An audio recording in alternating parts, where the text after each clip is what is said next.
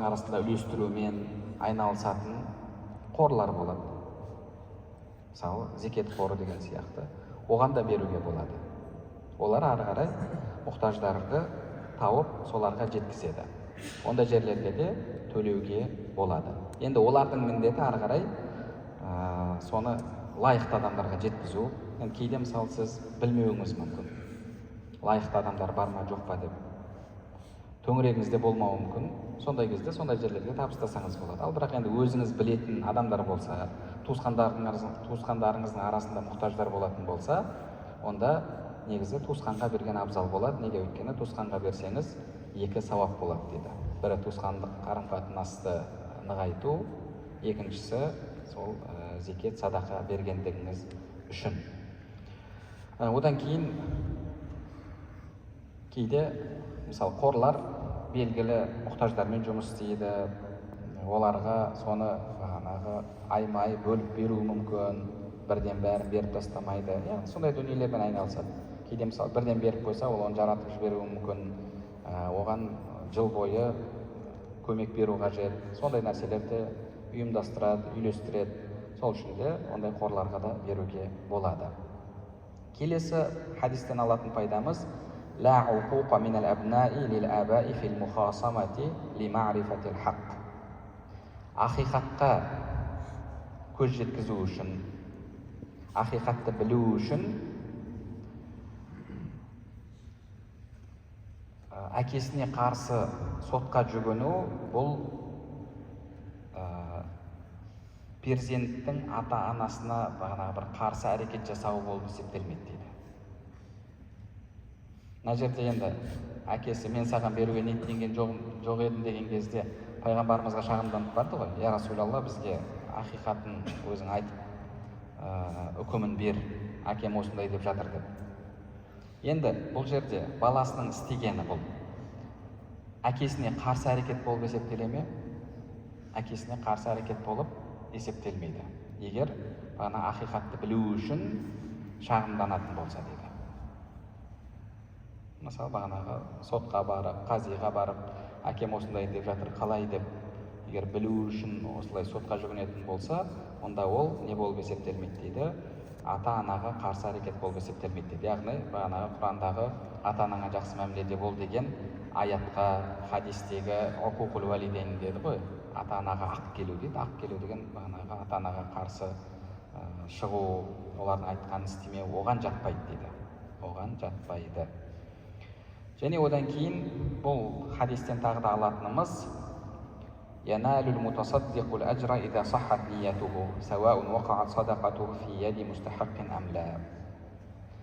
Садақа беруші адам, сондай-ақ зекет беруші адам, ниеті дұрыс болса, ол өзінің сауабын алады. Берген садақасы лайықты адамға барса да, бармаса да. Берген садақасы лайықты адамға барса да, бармаса да, ол сауабын алады. Демек, мысалы, сіз алданып қалдыңыз. Бір сбор ашылыпты, қарасаңыз. Ана жерде енді керемет келтірген бәрін. Анау роликті көріп, мысалы, көз жасыңызға ерік бердіңіз, көз жасыңыз ағып, қатты әсерленіп, мысалы, аштыңыз да Каспийден 500 мың аударып жібердіңіз, қатты әсерленіп кеттіңіз. Сөйтіп бірнеше күннен кейін анау алаяқ екендігі әшкере болды. Әлі кісілердің. Енді болады ғой, ондай жағдай да болады өмірде, неше түрлі жағдайлар болады. Мысалы, әртүрлі қазір мұқтажға деп сбор ашылады. Енді жақсы болды ғой, мына телефоннан аудара салу деген. Соның нәтижесінде альхамдулилля қанша игі шаралар, жақсы істер бітіп жатыр. Аллаға шүкір. Енді соны пайдаланып жатқандар да бар. Басқаша пайдаланып жатқандар. Мысалы, біреу видео түсіреді, видеосында мені осындай бір мешітке, медресеге көмектесейік, немесе осындай бір ауырып жатқан адамға көмектесейік деп айтады да, көмектескіңіз келсе реквизиттер төменде дейді. Сөйтіп астынан жазылады. Соны қазір түсіретіндер айтады, реквизиттер төменде деп айтпастан, реквизиттер мысалы пәленше немесе бағанағы номер пәленшенің атында мынандай деп шығады деп айтыңыз дейді. Неге? Өйткені сіз олай айтпай жай ғана реквизиттер төменде деп айтсаңыз, оны әлгі бір алаяқ алады да, видеоны алады да, астын кеседі да, өзінің номерін қойып қояды да, сөйтіп сол видеоны басқа парақшаларда тарата береді. Сіз ана адамды танисыз, көресіз да, мына кісі шығыпты, демек енді шынымен сондай болған ғой дейсіз. Бір адамға сенесіз де сөйтіп аударасыз, ол жерде оны кім пайдаланып жатыр? Басқа бір алаяқ пайдаланып жатыр. Сондай кезде енді сіз кейіннен біліп қалсаңыз, енді садақаңыз не болды? Күйіп кетті ма садақаңыз? Сауабы жоқ па? Жоқ, сауабы бар. Лайықта адамына барса да бармаса да сіз сауабыңызды аласыз. Сауабыңызды аласыз. Сол үшін де қолдан келгенше әйтеуір қазір әлеуметтік желіні ашсаңыз неше түрлі сборларды көресіз ғой. Бір мұқтажға, ауруға, мешітке, медресеге, соның астында комментариясында оқисыз.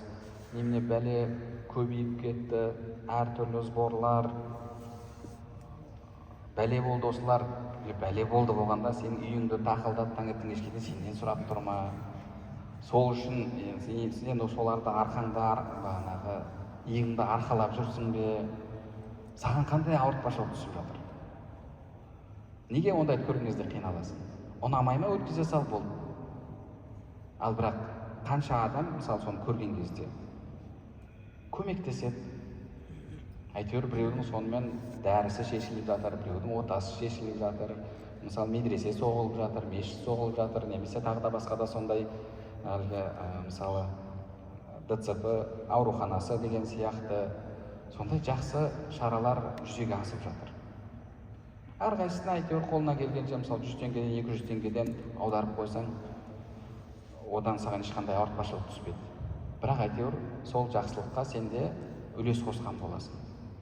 Сол үшін де ондай дүниелерді көрген кезде бір жүрегің қынжылып, қиналып, қажет емес сондай нәрсе. Осында бәле болып кетті, шұбырып кетті деп. Шұбырып кеткенде жай өткізе сал болды. Саған бүйтіп бағанағы телефон бетін бір бүйте салу қиын ба? Ары кетсе. Одан басқа не ауыртпашылық түсіп жатыр?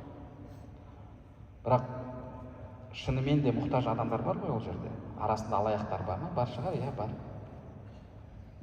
Кейде өтірік сбор болуы мүмкін. Соны көрген кезде сол себепті бәрі сонда екен ғой деп ойлап қалмаңыз. Одан кейін оған берген садақаңызды Алла тағала қабыл етеді, сізге сауабын нәсіп етеді. Ол адам лайық па, лайық емес пе, ол басқа мәселе, және Құдайдың алдында оның өзі жауап береді. Егер лайық болмаса, алаяқтық жасаған болса, өтірік сбор ашқан болса, Құдайдың алдында өзі жауап береді. Сіз оған жауап бермейсіз. Сіз ниеттеніп бердіңіз, Алла тағала сізге сауабын нәсіп етеді.